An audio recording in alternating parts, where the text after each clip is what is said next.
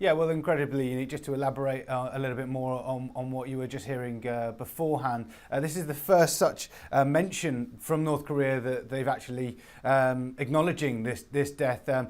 North Korea blamed Malaysia, accusing it of having an unfriendly attitude, to put it mildly, of what's going on here. Now, the state-run KCNA said that the first reports were that they got given was that the man had a heart attack, and then now Malaysia have gone back on it as well. So they're really putting out their message to make sure that there's confusion more than anything about this, and the fact that North Korea have done nothing wrong. They believe it's orchestrated all by South Korea, which is all ironic, really, that North Korea have taken this stance, because it's one of the few countries that have actually got a decent relationship with Malaysia, between Malaysia and North Korea.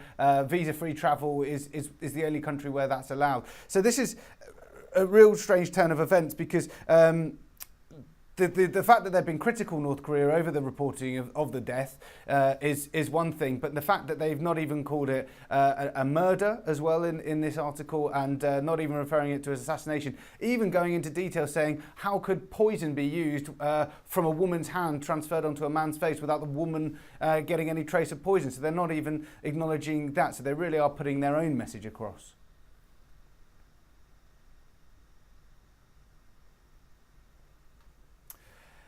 It's almost up in the air on this one, really, because the next of kin that we know of, or where he is Kim Jong-un. Kim Jong-un is in North Korea. Kim Jong-un doesn't travel. Kim Jong-un hasn't travelled since he got into power. It's very unlikely he's going to go to China, because the relationships are strained there, not least because of the banning of coal exports from North Korea to China. And he's not likely to go to Malaysia either, because of what's gone on. So the Malaysian authorities are standing firm that they only want to hear from a next of kin to come forward to identify the body, and that's the only way that they're going to release it out of their care.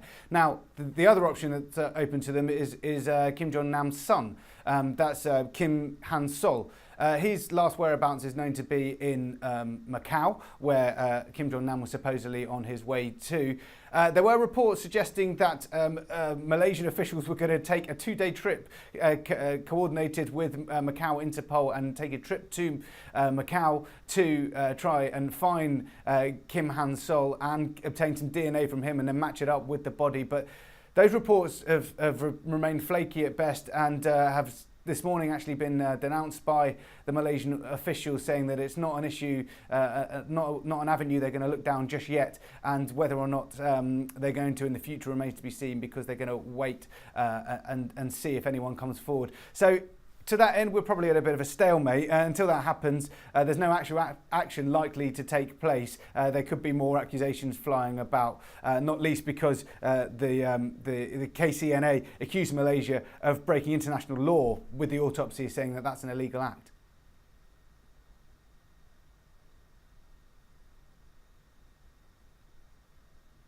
That's absolutely right, yeah. But like I mentioned, the Kim Jong-nam, as we know, is a next of kin. If it was, Kim Jong-un is a next of kin, knowingly of Kim Jong-nam. The likelihood of him identifying the body himself is getting increasingly unlikely, not least because of the manner in which the article that was put out today, they distanced themselves from it being a murder. They didn't even refer to it as Kim Jong-nam. They referred to this man as Kim Shol.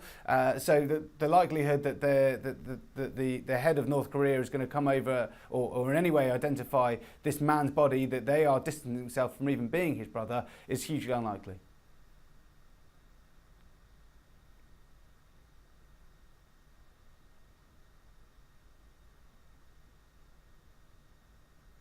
Hello.